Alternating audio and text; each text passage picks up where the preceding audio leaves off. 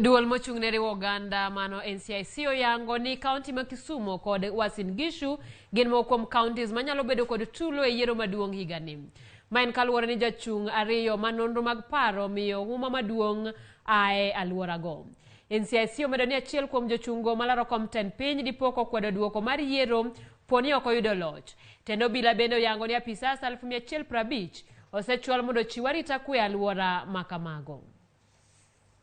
The report we came out with, where we flagged six hotspots in 6 counties. Immediately that was done, actions were taken, and you must have followed, for example, what happened in Nakuru. It's one of the hotspots that we had flagged out, in Mombasa, in Nairobi here.